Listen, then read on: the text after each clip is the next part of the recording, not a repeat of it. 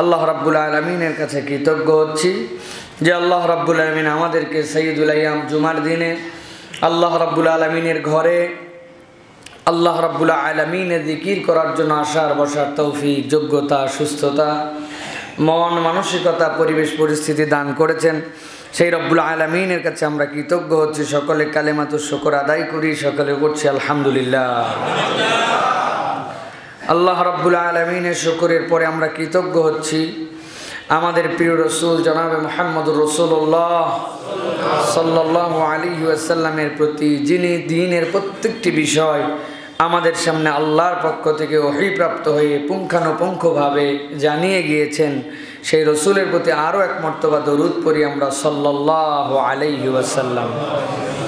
সম্মানিত হাজেরিন, আজকের এই আমাদের বিজয় দিবস, যেটি বাংলাদেশের বিজয় যে দিন অর্জিত হয়েছিল, আমরা জানি আজকে সেই 16ই ডিসেম্বর।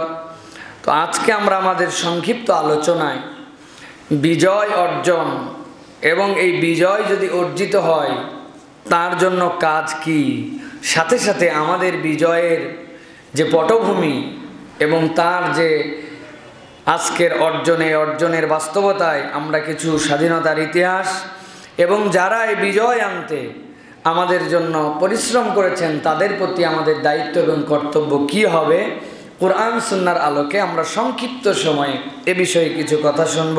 আল্লাহ রাব্বুল আমিন আমাদেরকে এমন কথা বলার, শোনার এবং আমল করার মন মানসিকতা দান করেন যেটি আপনার আমার জন্য দুনিয়া আখেরাতে কল্যাণের কারণ হবে। সকলে বলি আল্লাহুম্মা আমিন।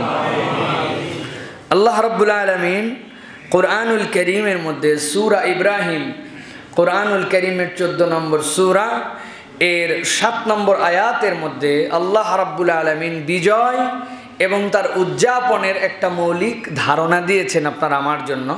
যে কোনো জাতিগোষ্ঠীকে আল্লাহ রাব্বুল আলামিন যদি বিজয় দেন তাহলে এই জাতিগোষ্ঠীর আল্লাহ রাব্বুল আলামিনের পক্ষ থেকে যে নিয়ামত আসবে, এই নিয়ামতের জন্য তাদের ফিলিংসটা কি হবে। কেননা পৃথিবীতে যত জাতি স্বাধীন হয়েছে, বনি ইসরাইলদেরকে আল্লাহ রাব্বুল আলামিন এমন একটা স্বাধীনতা দিয়েছিলেন যাদের স্বাধীনতার পূর্বে এত বর্বরচিত, এত অবহেলিত, এত নিকৃষ্ট জীবনযাপন আদম আলাইহিস সালাম থেকে মুহাম্মদ সাল্লাল্লাহু আলাইহি ওয়াসাল্লাম পর্যন্ত কোনো উম্মতি করে নাই।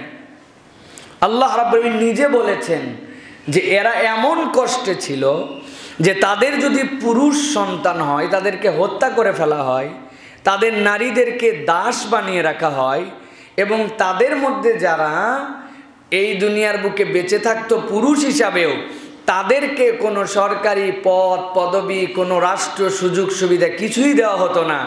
শিশু সন্তান পুরুষ হলে হত্যা, নারী হলে বাঁধি, আর যারা পুরুষ অ্যাডাল্ট ছিল তাদেরকে সমাজের অবহেলিত, অবাঞ্ছিত, শত বছর ধরে এই কলঙ্কিত জীবনযাপন তাদের মধ্যে দিয়ে অতিবাহিত হয়েছে। তাদের ক্ষমতা ছিল না যে এখান থেকে তারা বেরিয়ে আসবে। আল্লাহ রাব্বুল আমিন বলছেন এই জাতির ব্যাপারে এবং এই জাতির থেকে তোমাদের জন্য শিক্ষা কি, আল্লাহ কোরআনুল কারীমের মধ্যে সেটা বলছেন। আল্লাহ বলছেন মূসা আলাইহিস সালামের ভাষায়, কথাটা মূসা আলাইহিস সালামের, কিন্তু আল্লাহ রাব্বুল আমিন ওহীর মাধ্যমে উম্মতে মুহাম্মাদীকেও জানিয়েছেন। কেননা উম্মতে মুহাম্মাদী কিয়ামত পর্যন্ত তারা বিভিন্ন যুগ, বিভিন্ন বিষয় অতিক্রম করবে, তাদের জন্য আল্লাহর পক্ষ থেকে বার্তাটা কি হবে। আল্লাহ বলছেন মূসা তার কওমকে কি বলল, আমি আল্লাহ কোরআনে কোট করে দিলাম। আল্লাহ বলছেন ওয়া ইয ক্বালা মূসা লিকওমিহি, যখন মূসা আলাইহিস সালাম তার কওমকে বললেন তোমরা আল্লাহ রাব্বুল আলামিনের জন্য আজকে আমার পক্ষ থেকে কতগুলা বার্তা আছে শোনো। কেননা তোমরা যখন এই মিশরের মধ্যে অবস্থান করছিলে তোমাদের পরিণতিটা কত ভয়াবহ ছিল তোমরা জানতে, কিন্তু আজকের দিনে আল্লাহ তোমাদের জন্য এমন একটা বিজয় দিয়েছেন যেই বিজয়ে তোমাদের একটা মানুষের ক্ষতি হয় নাই, তোমাদের একটা তরবারির ধার এক সুতা পর্যন্ত খরচ করতে হয় নাই। মূসা আলাইহিস সালাম তার কওমকে বললেন আমরা এই জনপদে আর থাকবো না, চলো সবাই মিলে বেরিয়ে যাই। মূসা আলাইহিস সালাম বেরিয়ে গেলেন।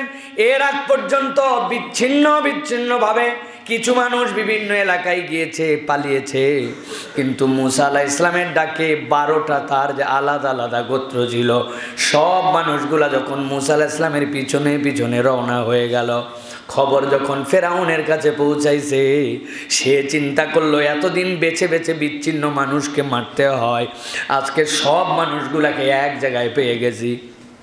ইতিহাস সাক্ষ্য দিচ্ছে মুসা আলাইহিস সালামের কওমের বিপক্ষে 8,12,000 সৈন্য, 8,12,000 সৈন্য নিয়ে ফেরাউন ধাওয়া দিয়েছে। মুসা আলাইহিস সালামের গোত্র পিছন থেকে দেখে, পিছন থেকে আকাশ বাতাসকে ধুলো মলিন করে তারা মুসা আলাইহিস সালামের সাথীদেরকে ধাওয়া করেছে।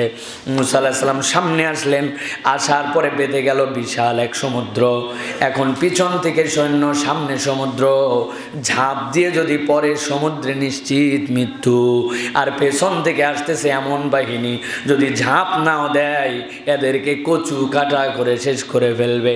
আল্লাহ রাব্বুল আলামিন বললেন, মুসা আপনার কওমকে সবর করতে বলেন, আপনার কওম কেবল অস্থির, কেবল অস্থির, অযথা অযথা পয়গম্বরকে জিজ্ঞাসা করে, ওদের মুখগুলা বন্ধ করতে বলেন। আর আপনার হাতের মধ্যে যে লাঠিটা আছে, আপনি যে লাঠির ব্যাপারে বলেছিলেন আপনার হাতে কি? আল্লাহ জিজ্ঞাসা করলেন আর আপনি উত্তর দিলেন 3টা। আমার হাতের যে লাঠি, আমি এটা দিয়ে ছাগল চড়াই, গাছের থেকে পাতা পেরে পেরে ছাগলকে খাওয়াই, আবার অন্যান্য অনেক কাজেও আমাকে দেয়। আল্লাহ বলছেন লাঠির আসল কাজ এখন দেখতে পাবেন। সমুদ্রের বুকে আপনি একটু বাড়ি দেন। হযরতে মুসা আলাইহিস সালাম বাড়ি দিলেন। আল্লাহ 12টা দলকে ওই সমুদ্র পার করার জন্য সমুদ্রে আলাদা আলাদা রাস্তার ব্যবস্থা করে দিলেন। মুসা আলাইহিস সালাম তার কওম নিয়ে নিশ্চিত পার হয়ে গেলেন।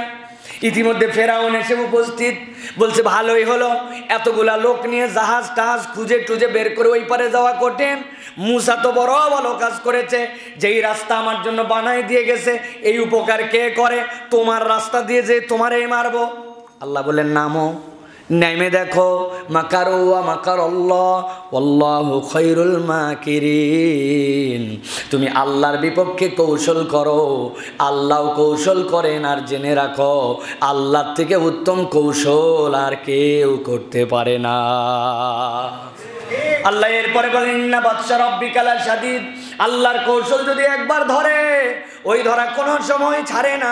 মাঝে মাঝে দেখা যায় অনেক জালেম, অনেক অত্যাচারী বাড়তে বাড়তে বাড়তে বাড়তে অনেক উপরে উঠে যায়, ঠিক কিনা?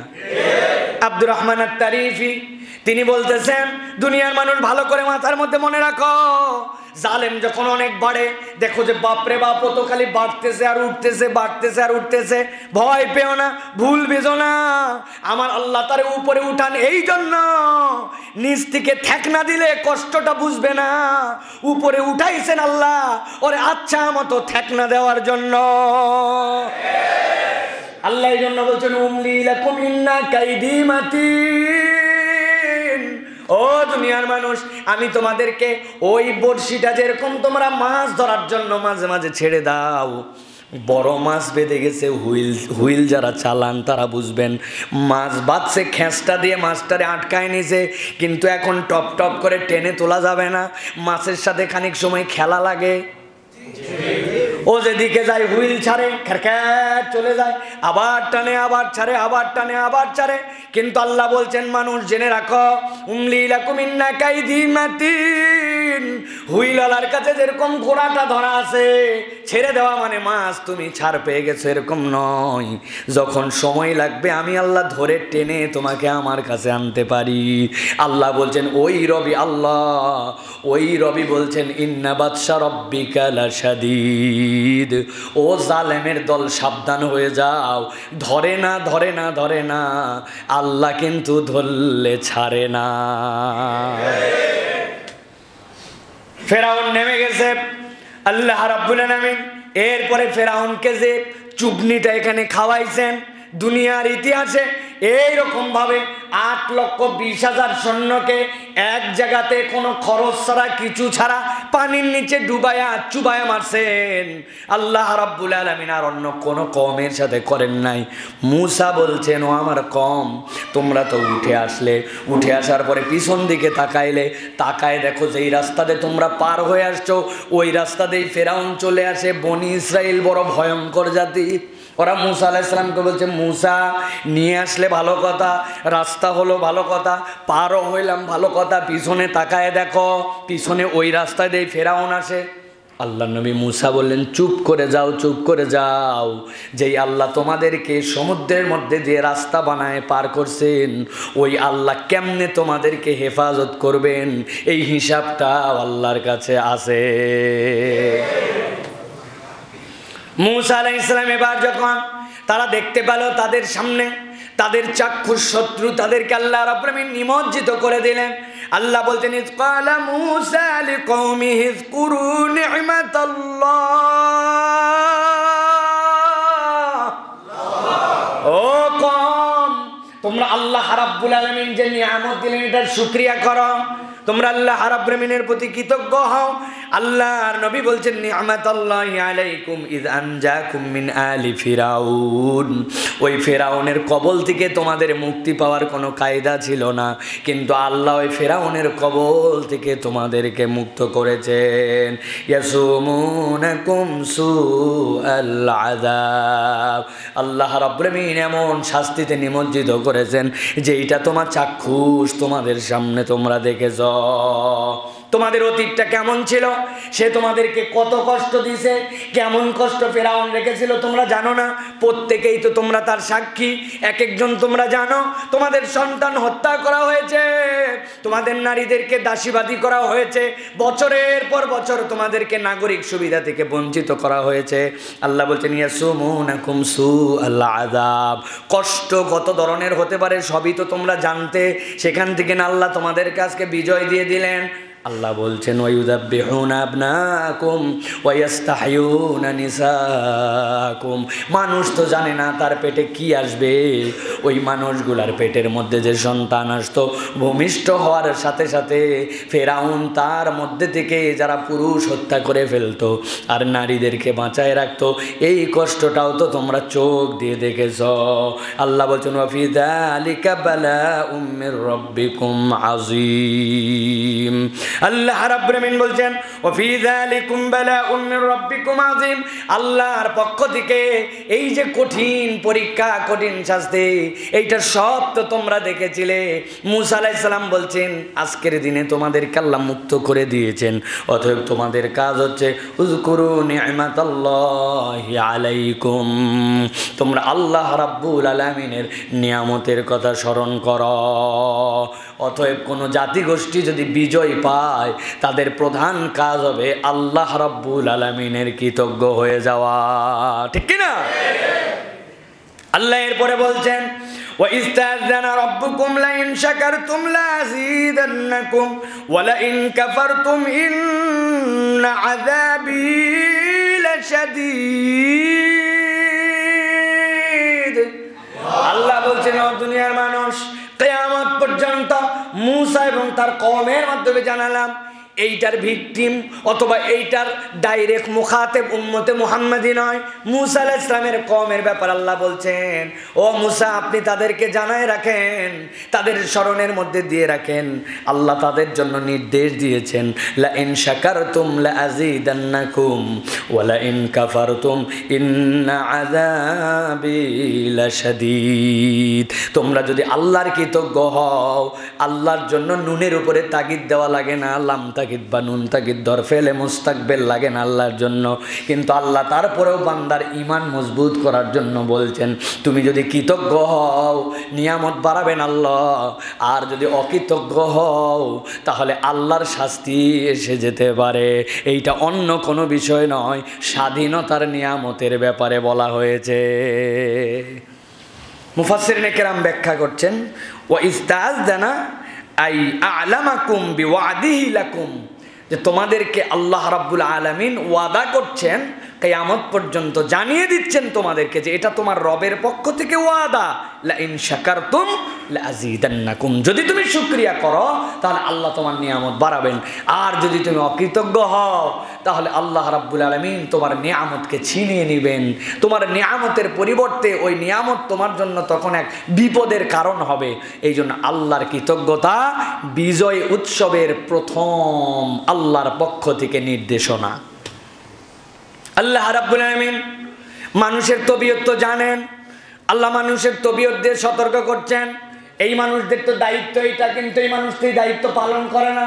আল্লাহ রাব্বুল আলামিন কুরআনুল কারীমে সূরা জুমার 39 নম্বর সূরার 49 নম্বর আয়াতের মধ্যে আল্লাহ বলছেন, ও মানুষ, বড় বেশি তোরা তো বেকুব প্রকৃতির, বড় বেশি তোদের মধ্যে ভিন্নতা আছে। আল্লাহ নিজেই বলছেন, ফাইদা মাসাল ইনসানা দুররুন দাআনা সুম্মা ইযা খাওয়ালনাহু নি'মাতাম মিন্না ক্বালা ইন্নামা উতিতুহু আলা ইলম। আল্লাহ বলছেন, ওরে মানুষ, কি চরিত্র রে তোর। আল্লাহ রাব্বুল আলামিন বলছেন, যখনই তোর কোনো বিপদ তোকে ধরে ফেলে, মুসিবত চলে আসে, আর যখন কোনো দিন যেতে পারিস না, আল্লাহ বলছেন সাথে সাথে তারা কি করে, ওই মানুষগুলা দানা ডাক দিতে শুরু করে, আয় রব্বুল আলামিন, ও আল্লাহ, তুমি ছাড়া আর কেউ বাঁচাতে পারে না, তুমি একমাত্র পারো, তুমি একমাত্র পারো। আল্লাহ বলছেন, কি চরিত্র এদের, যেই না আমি রব্বুল আলামিন তাদের বিপদগুলা দূর করে দেই। খাওয়ালনাহু নি'মাতাম মিন্না, আমার নিয়ামত দিয়ে, আমার অনুগ্রহ দিয়ে তাদের হাজার পাপ, হাজার অযোগ্যতা, হাজার ধরনের তাদের অনৈতিকতা, এরপরেও আমি আল্লাহ আমার নিয়ামত দিয়ে যখন মুক্ত করে দেই, ও যেই না মুক্ত হয়ে যায়, আল্লাহ বলছেন ক্বালা ইন্নামা উতিতুহু আলা ইলমিন, আমি আমার জ্ঞান, বুদ্ধি, বিবেচনা, উপযুক্ত সময়ের সিদ্ধান্ত দিয়েই আসলে সফলতা পেয়েছি। আল্লাহ যে তারে সফল করছেন, ওই অকৃতজ্ঞ মানুষ সাথে সাথে ভুলে যায়। আল্লাহ রাব্বুল আলামিনের কথা, মানুষের চরিত্র এরকম। আল্লাহ রাব্বুল আলামিন বলছেন, বাল হিয়া ফিতনাতুন ওয়ালাকিন্না আকসারাহুম লা ইয়ালামুন, অধিকাংশই যখন এই কথা বলে, এইটা যে তাদের জন্য একটা ফিতনা, এইটা যে তাদের জন্য একটা বিপদ, সে যে কত বড় অবিবেচক কথা বলছে। আল্লাহ বলছেন অধিকাংশই এ বিষয়ে খবর রাখে না। মানুষের চরিত্রই হচ্ছে ইন্নাল ইনসানা লাকানুদ, মানুষ বড় বেশি রবের বিষয়ে অকৃতজ্ঞ, ঠিক কিনা? বিজয় যখন 9 মাসে পেয়ে গেছি, তখন কত মাথা দেয়। আমরা গেরিলা যুদ্ধ করেছিলাম, আমার 303 তখন AK-47 পাওয়ার পেয়ে গেছিল, তাই নাকি? কত ধরনের কথা, কত ধরনের বুদ্ধি, কত ধরনের সিদ্ধান্ত, কত ধরনের স্বপ্ন, আর কত ধরনের নৈতিকতার বাণী শুনি। অথচ এই পৃথিবীতে বর্তমানেও এমন কতগুলা দেশ আছে 50-60 বছর ধরে স্বাধীনতার সংগ্রাম করে, আজ পর্যন্ত স্বাধীনতার পতাকা উঠাতে পারে না, ঠিক কিনা? সেই তুলনায় ছোট্ট একটু সময়ে আল্লাহ রাব্বুল আলামিন এই জাতিকে যে মুক্তির বার্তা দিলেন, আমাদের তো মনে হয় আল্লাহর কৃতজ্ঞতা একবার যদি বলা হয়, তাহলে অন্য লোকের কৃতজ্ঞতা 99 বার বলা হয়। অথচ হওয়ার কথা ছিল 99:1, যে রব্বুল আলামিন, আপনি আমাদের কোনো যোগ্যতা ছিল না, কৌশল ছিল না, সামর্থ্য ছিল না, রব্বুল আলামিন আপনি ইচ্ছা করেছিলেন, এর বিরোধিতাও কত কে ছিল, আপনি কেমনে জানি আমাদের কাছে স্বাধীনতার দৌলতটা দিয়ে দিয়েছেন। আপনার কৃতজ্ঞতায় অবনত চিত্তে আমরা মাথা নোয়াই। এই কথা যদি আমরা বলতাম, আমাদের সমাজে বরকত আরো বেড়ে যেত। প্রিয় ভাইরা, এই যে আমাদের স্বাধীনতা, তাহলে স্বাধীনতার মূল আমাদের কি বিষয়? মূল বিষয় হচ্ছে আল্লাহ রাব্বুল আলামিনের কৃতজ্ঞ হতে হবে। এখন আমরা একটু দেখব, এই যে বাংলাদেশ যে স্বাধীন হলো, আমরা টপ করে একদম 71 থেকে ধরে 9 মাসে গল্প ফুরাই দেই, তাই না? একজন ডাক দিল, সবাই ঝাঁপাই পড়লো, স্বাধীনতা পেয়ে গেলাম, মাশাআল্লাহ, শেষ।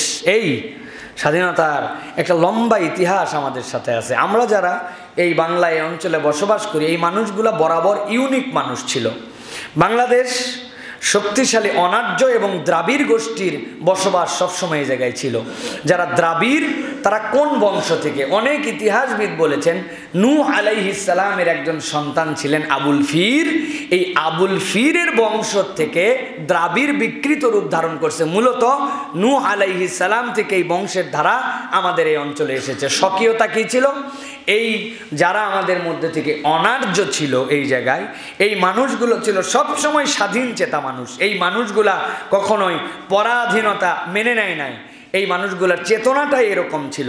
অনেকেই বলেন খ্রিস্টপূর্ব যে ইতিহাস আছে সেখানে এই দ্রাবিড় জনগোষ্ঠীকেই গঙ্গাডিরাই বলা হতো। এই গঙ্গাডিরাই যাদেরকে বলা হতো, এই মানুষগুলার চেতনার মধ্যে এরকম একটা বিষয় ছিল, তারা কখনো পরাধীন থাকতে পছন্দ করতো না, স্বাধীনভাবে চলাফেরা করেছে। ইতিহাস বলছে যে এই ভারতে এক দল তখন ছিল যারা আর্য এবং ব্রাহ্মণ।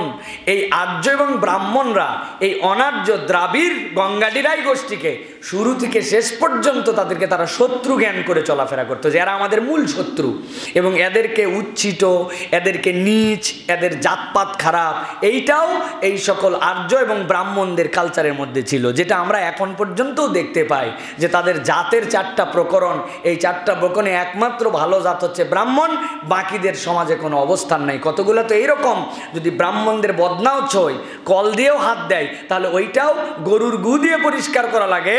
মানুষ হাত দিলে গরুর গু দিয়ে যাদের পরিষ্কার করা লাগে, এদের আচার আচরণ যে কি, এদের ব্রেন যে কোথায়, এইটা তাদের এই আচরণ থেকেই প্রমাণ হয়, ঠিক কিনা? তো এই যে অনার্য যারা ভারতের হিন্দু, আর্য এবং ব্রাহ্মণদের শত্রু ছিল, এই অবস্থায় আমরা দেখতে পাই যে এক পর্যায়ে আর্যরা এই দেশটাকে দখল করেছিল। 9ম খ্রিস্টীয় শতকে এই বাংলা অঞ্চলে বৌদ্ধদের ধর্মের ব্যাপক প্রভাব বিস্তার করে। ঠিক এই 9ম শতকেরই শেষ দিকে এসে আবার সেন বংশ এই বাংলা অঞ্চলকে অধিগ্রহণ করে। সেনেরা ছিল একদম গোড়া হিন্দু। এই সেনেরা আসার পরে লাখ লাখ যারা বৌদ্ধ ছিল তাদের প্রতি অত্যাচার করেছে, তাদেরকে হত্যা করেছে, নানানভাবে তাদেরকে অপদস্থ করেছে।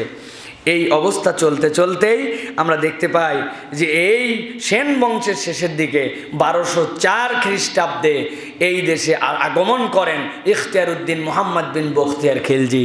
বলা হয় তিনি মাত্র কয়েকজন নিয়ে এসেছিলেন। আসলে এখানে ইতিহাসের একটা ভিন্ন পার্ট আছে। উনার দলের গতিটা এমন ছিল, পিছনে বিশাল বড় বাহিনী ছিল, কিন্তু উনি এই পর্যন্ত আসতে আসতে মাত্র কয়েকজনকে নিয়ে উনি আসতে পেরেছিলেন।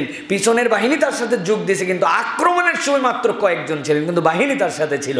এই ইখতিয়ারউদ্দিন মুহাম্মদ বিন বখতিয়ার খিলজির হাতে এই বঙ্গীয় দেশে প্রথম মুসলিম শাসনের গোড়াপত্তন হয়। এরপরের ইতিহাস আমরা জানি যে এই অবস্থা যেটা চলছিল, এই অবস্থাতে ইখতিয়ারউদ্দিন মুহাম্মদ বিন বখতিয়ার খিলজি যখন এখানে আসার পরে দিন প্রচার করেন, এখানে আসার পরে যখন রাষ্ট্র ব্যবস্থা ইসলাম প্রতিষ্ঠিত করেন, এরপরে এই গঙ্গাডিরাই, এই অনার্য, এই দ্রাবিড়, এই আবুল ফিরের যে গোষ্ঠী যারা স্বাধীন চেতনা লালন করত, কিন্তু আর্যরা তাদেরকে দমায় রাখত, লাখ লাখ লাখ লাখ মানুষ এই সময়ে ওই ইখতিয়ারউদ্দিন মুহাম্মদ বিন বখতিয়ার খিলজি এবং আউলিয়ায়ে কেরাম যারা দাওয়াত নিয়ে এসেছিলেন তাদের হাতে শাহাদা পাঠ করে এই অঞ্চলটা মুসলমানের রূপান্তর হয়ে যায়। আমরা হচ্ছে সেই সার্কেলেরই প্রতিনিধিত্ব করি। আমরা মধ্যের কিছু সময় উল্টাপাল্টা গেছে, কিন্তু আমাদের সার্কেলটা ওই সার্কেল, এই গঙ্গাডিরাই সার্কেল, এই সার্কেলেই আমরা এসেছি প্রিয় ভাইরা। এরপরে আমরা জানি যে এই অবস্থা মুসলিম শাসন চলতে চলতে 1757 সালের 23শে জুন পলাশীর প্রান্তরে স্বাধীনতার সূর্য আমাদের যে অস্তমিত হয়, এই স্বাধীনতার সূর্য অস্তমিত হয় ব্রিটিশদের হাতে। এরপরে এই দেশ বিভাগ হওয়ার আগ পর্যন্ত 200 বছর আমরা পরাধীন ছিলাম, কিন্তু পরাধীন থাকা অবস্থাতেও যারা স্বাধীনতার প্রচেষ্টা করেছেন, যারা ওই ব্রিটিশদের সাথে তালে তাল মিলায়া ব্রিটিশদের বেনিয়াদের ব্যবসায়িক অংশীদারিত্ব হয়ে জুলুম, শোষণ, নিপীড়ন, বিভিন্ন জায়গায় কুটিবাড়ি বানায়া বিভিন্ন মানুষদেরকে, প্রজাদেরকে শাসন করার এই নীতি গ্রহণ যারা করে নাই, তারাই ছিলেন ওলামায়ে কেরাম, ফুদালায়ে জাম, আলেম ওলামা। তারা এই 200 বছরে বিক্ষিপ্তভাবে নানান প্রচেষ্টায় ইমান ইসলাম যেরকম জায়গায় রেখেছেন, একই রকম ব্রিটিশদের বিরুদ্ধে আন্দোলন করে স্বাধীনতার সংগ্রামকে ফেরত আনার জন্য মুসলমানরা, ওলামায়ে কেরামরা প্রচেষ্টা করেছেন। এটা যে ইতিহাস দ্বারা প্রমাণিত, এটা কোনো গাজওয়ারি কথাবার্তা নয়।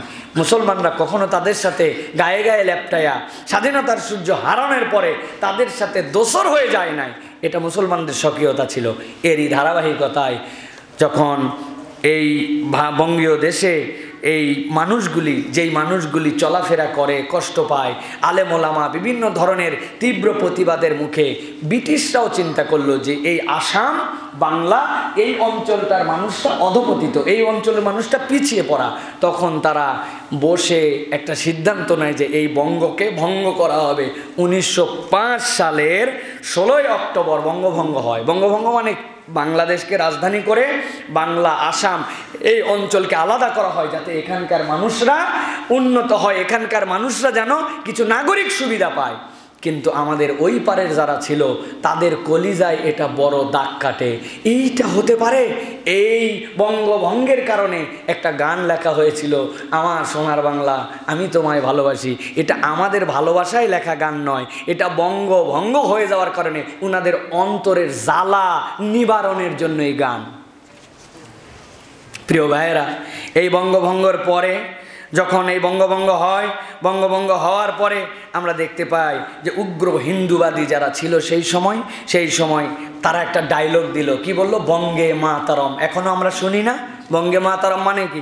বঙ্গে মাতারম হচ্ছে মা তোমার বন্দান বা পূজা করি, এই দুটা মিলায় তাদের মা। এই মা দুটাকে পূজা করে, পূজা না করলে উপায় আছে?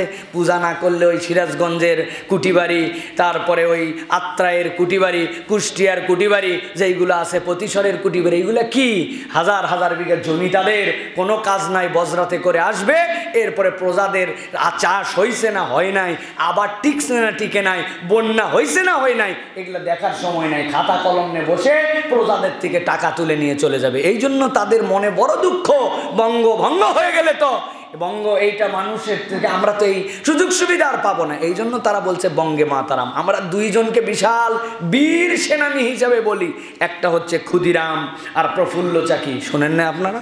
ক্ষুদিরাম, এই ক্ষুদিরাম ছিল এই ভারতীয় উপমহাদেশের প্রথম সশস্ত্র সন্ত্রাসী, যে সন্ত্রাস করে, বাজি করে, বোমা মেরে তখন সে হচ্ছে ব্রিটিশদেরকে হত্যা করে।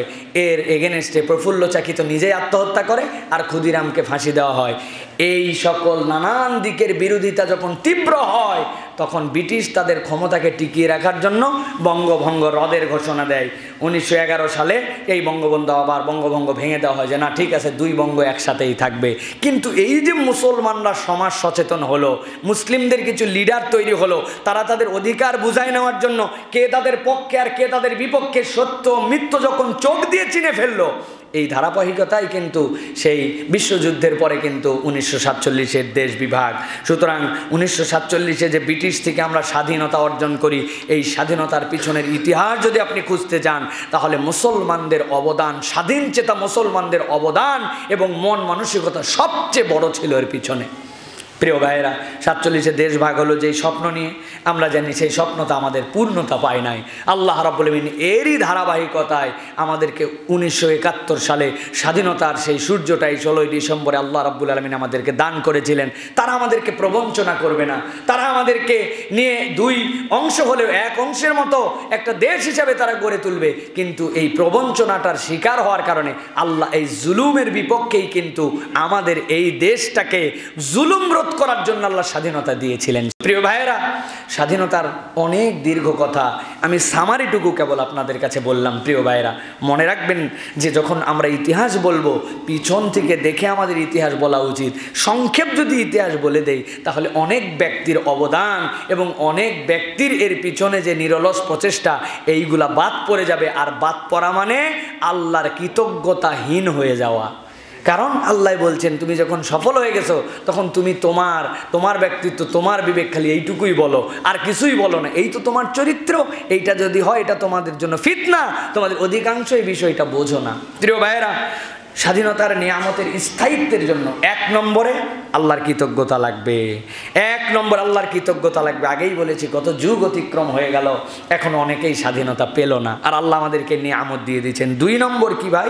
2 নম্বর যারা স্বাধীনতা অর্জনের পিছু অবদান ছিল, তাদেরও কৃতজ্ঞ হতে হবে। আপনি খালি আল্লাহর কৃতজ্ঞ হলেন, এই কৃতজ্ঞ হয় নাই আপনার। রাসূলুল্লাহ সাল্লাল্লাহু আলাইহি ওয়াসাল্লাম বলছেন, মাল্লাম ইয়াশকুরিন নাস লাম ইয়াশকুরিল্লাহ ওয়া ফি লাফজিন ইন্না আশকারান নাস লিল্লাহি আযজা ওয়া জাল্লা আশকারুহুম লিন-নাস। তোমাদের মধ্যে সেই আল্লাহর কৃতজ্ঞ বান্দা যে মানুষ যার উপকার করে তার কৃতজ্ঞ হয়।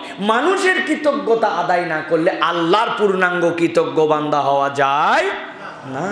আল্লাহ রাসূল বলছেন, তোমাদের মধ্যে সেই সর্বোত্তম কৃতজ্ঞ যে মানুষ যতটুকু তার জন্য উপকার করেছে, কল্যাণ করেছে, এই কল্যাণটা সে ভুলে যায় না। এই কল্যাণটার রিওয়ার্ড দেওয়ার জন্য তার মন মানসিকতা থাকে। রাসূলুল্লাহ সাল্লাল্লাহু আলাইহি ওয়াসাল্লাম আরও বলেছেন, মান আতা ইলাইহি মা'রুফুন ফালিয়ুকাফি বিহি ওয়া মান লাম ইস্তাতি' ফালিয়াযকুরহু ফামান যাকারাহু ফাকাদ শাকারা।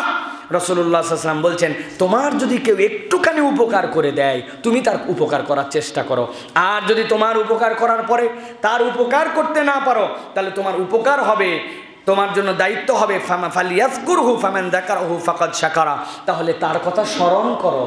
সে যে আমার উপকার করছে এটা মুখ দিয়ে প্রকাশ করো, স্বীকার করো। তোমার এই স্বীকারোক্তি তার জন্য কৃতজ্ঞতা হবে। এখন যারা স্বাধীনতার ক্ষেত্রে অবদান ছিল, যারা আমাদের সেক্টর কমান্ডার ছিলেন, যারা আমাদের দায়িত্বশীল ছিলেন, যারা ফ্রিডম ফাইটার ছিলেন, যারা এই আহ্বান করেছিলেন, যারা এটাকে সংগঠিত করেছিলেন, ওই স্বাধীনতা চলা অবস্থাতে যারা বাংলাদেশের সরকার ব্যবস্থাকে প্রতিষ্ঠিত করে এই সরকার ব্যবস্থাকে দিয়ে বিশ্বের কাছে এটার প্রামাণিকতা তুলে ধরেছিলেন, আপনাকেই কৃতজ্ঞতা আদায় করতে হবে প্রিয় ভাইয়েরা, যে যাদের বদৌলতে আমাদের এই স্বাধীনতা, আমরা তাদের প্রতি কৃতজ্ঞ। এখন প্রশ্ন এসে যাবে, এই কৃতজ্ঞতা আমি কিভাবে আদায় করব? তাদের বেদিতে যে ফুল দিয়ে, নাকি তাদের জন্য 1 মিনিট নীরবতা পালন করে, নাকি রাত 12টা 1 মিনিটে বোমবাস্ট করে? কি করে আমি কৃতজ্ঞ করব? এটাও তো আমাদের ইসলাম থেকে আমাদেরকে শিক্ষা নিতে হবে নাকি প্রিয় ভাইয়েরা? ভালো করে মনে রাখেন, ইসলাম শিখাচ্ছে আপনি এমন কতগুলো অসার কাজ করেন যেই কাজ করে ওই মৃতদের 1 পয়সাও লাভ হয় না, বরং কিছু ক্ষতি হলেও হতে পারে।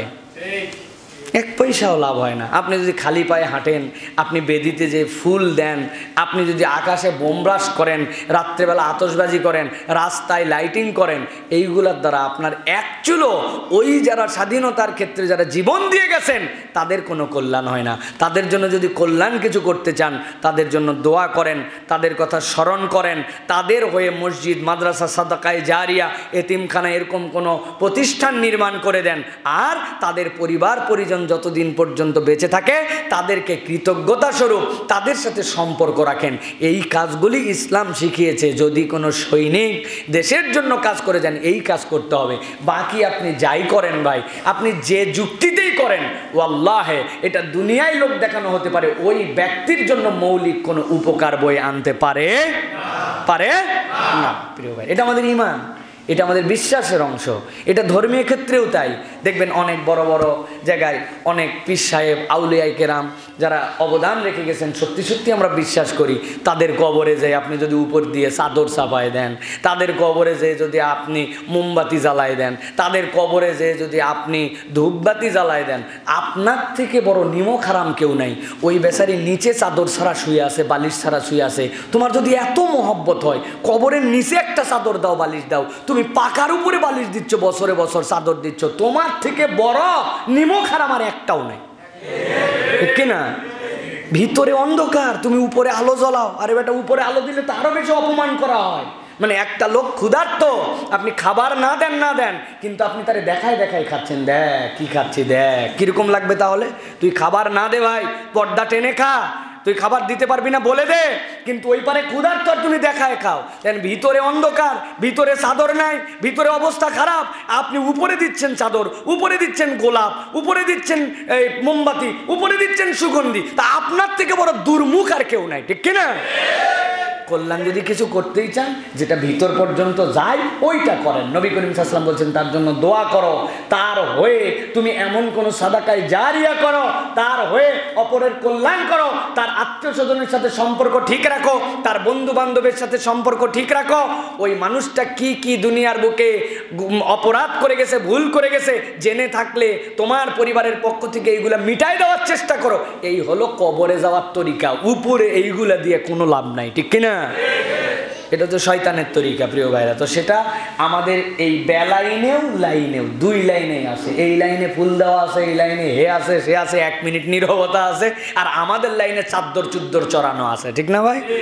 আল্লাহ আমাদেরকে হেফাজত করে, এইগুলো একটাও কোনো আমাদের উপকার আসতে পারে না। এরপরে আল্লাহ রাব্বুল আমিন বলছেন, যাদেরকে আমরা স্বাধীনতা দিয়ে দিলাম, আল্লাহ তাদের জন্য মাত্র 4টা কাজ বলেছেন। একটা মিসকনসেপ্ট আমাদের মধ্যে আছে, অমুক দল ইসলামী দল, অমুক দল হচ্ছে ইসলামের পক্ষের দল। আল্লাহ এরকম করে দল নির্বাচন করেন নাই। আল্লাহ বলছেন স্বাধীনতা দেওয়ার পরে যারাই তোমরা ক্ষমতায় আসবে, তোমরা যদি 4টা কাজ করো, আমি আল্লাহ বললাম ওইটাই আমার দল। 1 নম্বরে আল্লাযীনা ইম্মাক্কান্নাহুম ফিল আরদি আকামুস সালাহ ওয়া আতাউয যাকাত ওয়া আমারু বিল মারুফ ওয়া নাহাউ আনিল মুনকার।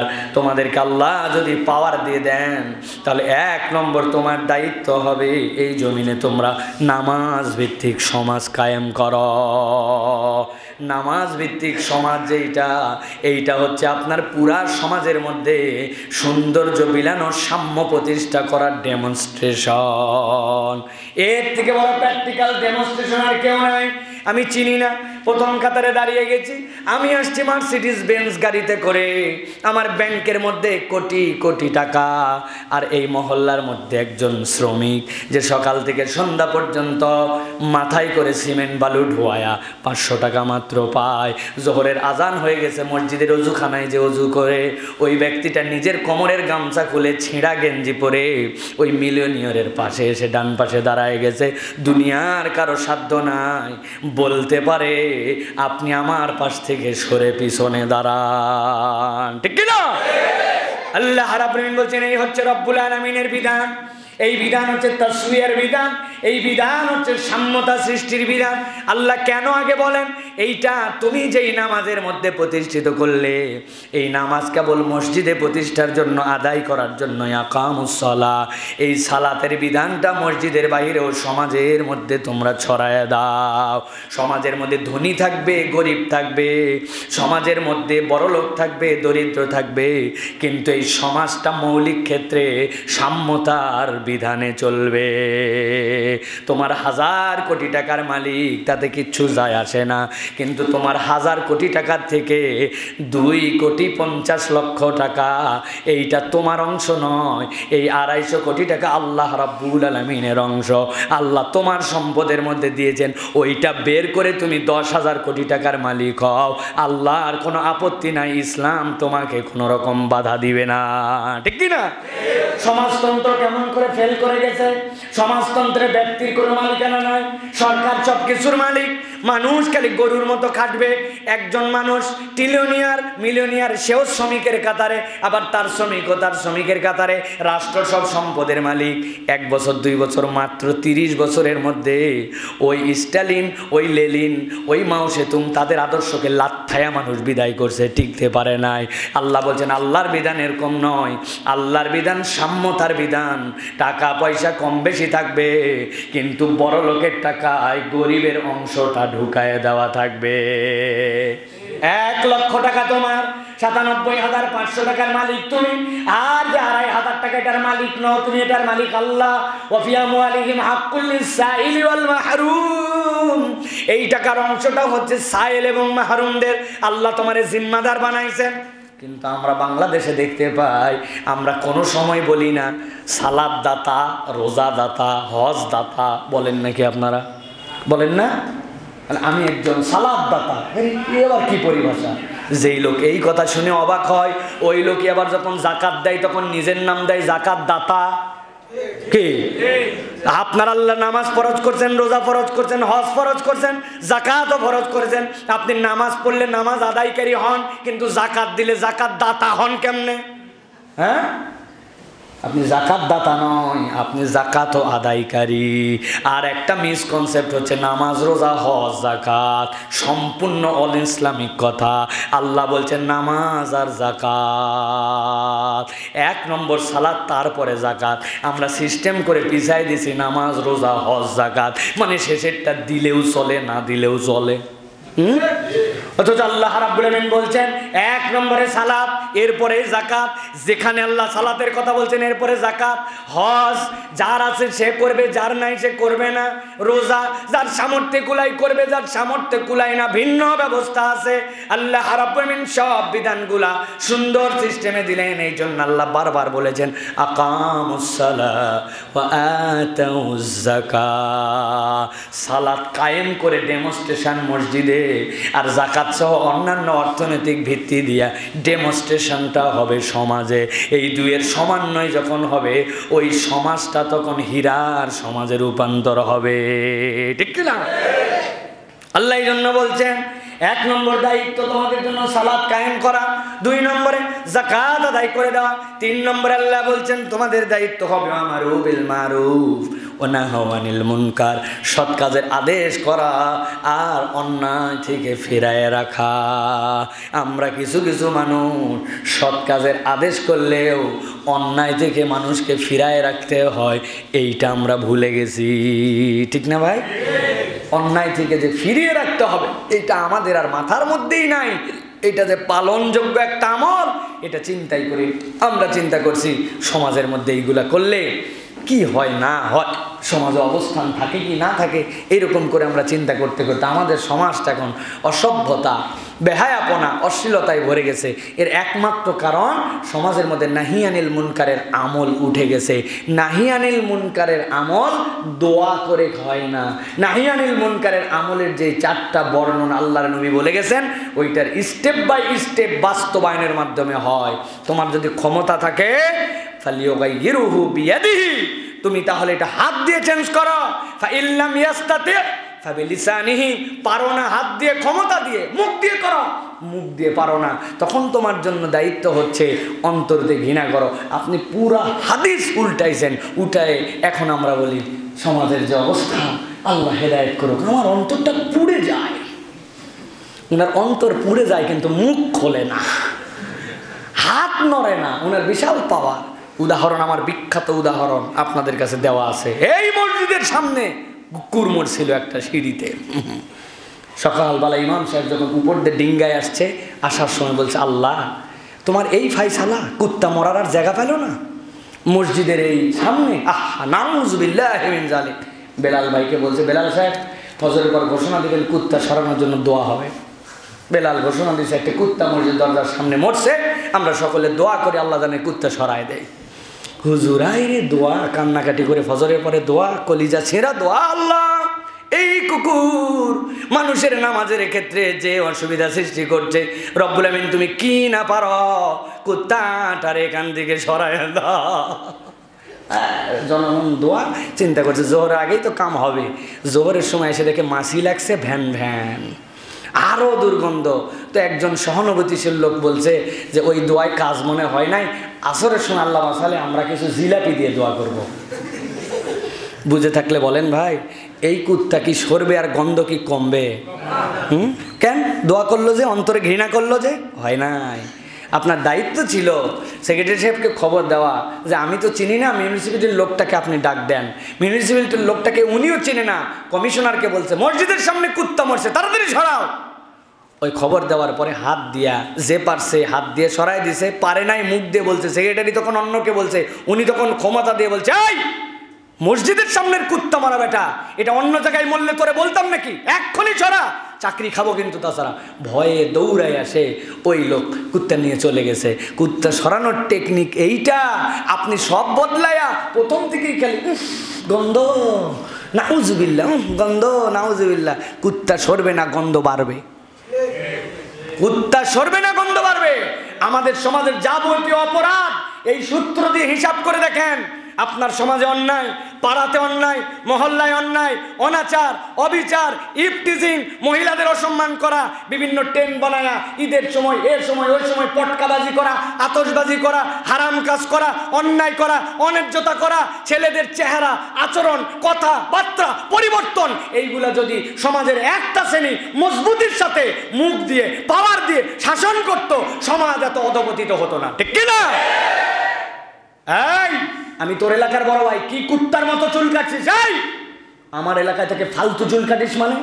ও পিছনে পিছনে গালাবে ওরে, কিন্তু ওই চুলটা ঠিক করতে বাধ্য হবে, যে বড় ভাই বলে কথা। এখন বড় ভাইয়ের চুলই যদি হয় ছাগলের মতো, ভেড়ার মতো, ওই ছোট ভাইরে শাসন করবে কোত্থেকে? বড় ভাই নিজেই তো অনৈতিক, বড় ভাই নিজেরই নৈতিকতা নাই। আমাদের সমাজ অধপতিত হয়েছে এইভাবে। সমাজের কিছু মানুষ লাগবে। আল্লাহ এই জন্য বলছেন, তোমাদের মধ্যে একটা দল যেন থাকে যারা কল্যাণের দিকে ডাকবে, অকল্যাণ থেকে বাঁচাবে। এইটা যদি না করো, সমাজ ধ্বংস হয়ে যাবে, সমাজ ধ্বংস হয়ে যাবে। এটা আল্লাহ রাব্বুল আলামিনের দেওয়া বিধান। অতএব আমরু বিল মারুফ নাহি আনিল মুনকার কনসেপ্ট বুঝাই নেবেন। নাহি আনিল মুনকারের আরেকটা কনসেপ্ট আছে। যখন আপনি হাত দিয়ে পারেন না, মুখ দিয়ে পারেন না, তখন আপনি অন্তর দিয়ে ঘৃণা করেন। খালি অন্তর দিয়ে ঘৃণা নয়, এটার মধ্যেও কনসেপ্ট আছে, এটার মধ্যেও একতা তৈরির বার্তা আছে। সেটা কি? এই জিনিসটাতে তুমিও বলতে পারো না, তুমিও এটার ক্ষমতা দেখাতে, তুমিও পারো না, তুমিও পারো না, আমিও পারি না। আমরা সবাই অন্তরে ঘৃণা করি। এই অন্তরে ঘৃণা করার 10 জনকে আবার আপনার জোগাতে হবে। তুমিও ঘৃণা করো, তুমি আচ্ছা, আমরা 10 জন মিলে আবার পিছন থেকে আগাবো। চলো তো বলতে শুরু করি, চলো তো এরপরে কাজ দিয়ে করতে শুরু করি। এইটা হচ্ছে কনসেপ্ট। মানে অন্তরে ঘৃণা করে গেলে শুয়ে গেলেন আপনি। ইসলাম এত সস্তা দায়িত্ব আপনারা দেয় নাই। আল্লাহ রাব্বুল আমিন আমাদেরকে বোঝার তৌফিক দেন, বলেন আল্লাহুম্মা আমিন। এই কাজ করলে সমাজ পরিবর্তন হয়ে যাবে ইনশাআল্লাহ। এটা আল্লাহ রাব্বুল আমিনের চ্যালেঞ্জ, প্রিয় ভাইয়েরা। আল্লাহ এই জন্য বলছেন, ইন্নাল্লাহা লা ইউগাইয়িরু মা বিকওমিন হাত্তা ইউগাইয়িরু মা বিআনফুসিহিম। তোমরা যদি নিজেরা তোমাদের কল্যাণের জন্য পা না বাড়াও, চেঞ্জ না করার উদ্যোগ নাও, আল্লাহ তোমাদেরকে চেঞ্জ করে দিবেন। এটাই সুন্নাত আল্লাহ, আল্লাহর সুন্নাত। তুমি পা বাড়াও, সহযোগিতা করবেন আল্লাহ। কিন্তু তুমি জায়গায় বসে হা করে আসো, আল্লাহ তুই কি না পারিস, তুই আমার এই জায়গাতেই খাওয়া, আমি নড়বো না চড়বো না, হা করে আসেন আপনি। আল্লাহ চাইলে খাওয়াতে পারে, এই ঈমান আমরা রাখি, কিন্তু এটা আল্লাহর তরিকা নয়। আল্লাহ বলছেন তুমি কাজ করার চেষ্টা করো, বরকত দেওয়া, উন্নত করে দেওয়া, তোমার কাজের মধ্যে সুযোগ তৈরি করে দেওয়া, এটা আমার আল্লাহর দায়িত্ব। এই জন্য ঈমানদারের দায়িত্ব নিজ উদ্যোগে একটু সামনে যাওয়া। সামনে গেলে আল্লাহ পথকে সহজ করে দিবে। মানে পিছনে থাকবেন, শয়তান খালি আপনার ভয় দেখাতেই থাকবে, দেখাইতে থাকবে। আমাদের আত্মবিশ্বাস নষ্ট করছে শয়তান। একটা হাতির বাচ্চা ওর মাহুরকে জিজ্ঞাসা করছে, এত বড় হাতি, চিকন দড়ি, এই চিকন শিকল, এরকম করলে তো শিকল খুলে যাওয়ার কথা, বেটা কেমনে আটকায় রাখি? বলেন, এর টেকনিক আছে। ছোটবেলায় যখন হাতি হওয়ার পরে ওর গলায় এটা পরাইছিলাম, পরানোর পরে ওই সময় হাতির তুলনায় এটা অনেক শক্তিশালী ছিল। বহু চেষ্টা করছে, 2 বছর খুলতে পারে নাই। 2 বছর পর চিন্তা করছে, শরীর বড় হয়েছে কিন্তু মাথার মধ্যে ঢুকে গেছে, ওই তো চেষ্টা করছিলাম, এই শিকল আর খোলা যায় নাই। অতএব এত বড় দেহর পরেও মাথার মধ্যে ওইটা ঢুকে আছে, না না না, ওই কত চেষ্টা করছে 2 বছরে, তখনই খুলতে পারি নাই। ওই বিশ্বাস নষ্ট হয়ে যাওয়ার কারণে এখন আর খোলে না। এটাই টেকনিক হাতিকে বসে রাখার। ইমানদারের অবস্থাও তাই। নানান পারিপার্শ্বিকতায়, না আমি পারবো না, আমার দ্বারা হবে না, আমি কি এটা পারবো, এই বিশ্বাস শয়তান ঢুকাই দিছে। ইমানদার যদি একবার যা ঝাড়া দিয়ে আল্লাহর উপর তাওয়াক্কুল করে, আমরু বিল মারুফ নাহি আনিল মুনকার, এই তামান্না নিয়ে জেগে উঠে, ইমানদারদেরকে কেউ ঠেকাতে পারবে না, কোনো বাতিল ইমানদারের সামনে দাঁড়াতে পারবে না। ঠিক কিনা? এটা আল্লাহর চ্যালেঞ্জ, এটা আল্লাহ রাব্বুল আলামিনের চ্যালেঞ্জ। কারণ কৌশলটা আল্লাহ শিখাইছেন, আপনার আমার মতো না। 3 দিন পর পর সফটওয়্যার আপডেট দেওয়া লাগে, 3 দিন পর পর আপডেট দেওয়া লাগে। সফটওয়্যার বানাইছেই এই সিস্টেমে মেগাবাইট খাওয়ার জন্য। ঠিক কিনা? আপনার ফেসবুক 3 দিন পর পর আপডেট, 3 দিন 57 কিলোবাইট থেকে শুরু করে এখন 1 গিগাবাইট 1 জিবি হয়ে গেছে। এইটা বাপরে বড় ফাইল বানাইছে। আল্লাহ বলছেন আমার সিস্টেমে এরকম কোনো আপডেট সিস্টেম নাই। আগেই বলে দিয়েছি, যালিকাল কিতাব লা রাইবা ফি হুদাল লিল মুত্তাকিন, কিয়ামত পর্যন্ত আপডেট করে পাঠাইছি। যা বিধান দিলাম পালন করো, সব জায়গাতে সফল হবে। সুবহানাল্লাহ। এটা আল্লাহ রাব্বুল আলামিনের বিধান। অতএব আমাদেরকে এই বিষয়টা স্মরণে রাখতে হবে, প্রিয় ভাইয়েরা। আর শেষ কথা একটা, যে যারা আমাদের এই মুক্তিযুদ্ধের সত্যিকার ঈমান নিয়ে যারা গেছেন, তারা শাহাদাতের মর্যাদা পাবেন।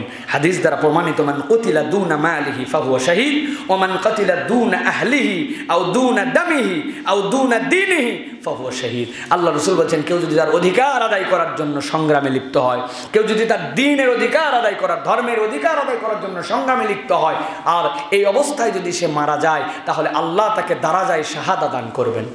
অতএব কেউ যদি সত্যি বঞ্চনা থেকে বাঁচার জন্য, কোনো স্বার্থ ছাড়া দেশের স্বাধীনতা, সার্বভৌমত্ব, মানুষকে, মজলুম মানুষকে, নিপীড়িত মানুষকে স্বাধীনতা এবং তার ন্যায্য হক পৌঁছায় দেওয়ার জন্য এই নিয়তে এই যুদ্ধে সামিল হন এবং তার জীবন এখানে চলে যায়, আল্লাহ রাব্বুল আলামিন তাকে শাহাদতের মর্যাদা দিবেন ইনশাআল্লাহ।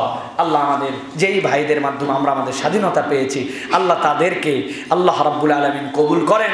আমাদের দেশের স্বাধীনতা সার্বভৌমত্বকে আল্লাহ রাব্বুল আলামিন কিয়ামত পর্যন্ত টিকায় রাখেন। যেই শকুনের চোখ আমাদের দেশের উপরে পড়বে, আল্লাহ যেন তার বিশেষ রহমতে এই চোখগুলাকে নষ্ট করে দেন। আমাদের স্বাধীনতার সার্বভৌমত্বকে আজীবন অক্ষুণ্ণ রাখেন। ইসলামের বিধিবিধান, ইসলামের আইন কানুন, ইসলামের তাহজিব তামাদ্দুন এখানে যেন আল্লাহ রাব্বুল আলামিন জীবন ব্যবস্থা হিসাবে কবুল করে নেওয়ার মতো বুদ্ধি এবং আমাদের কাজ দান করেন। বলেন আল্লাহুম্মা আমিন। হাযা মা ইনদি ওয়াল ইলমু ইনদাল্লাহ।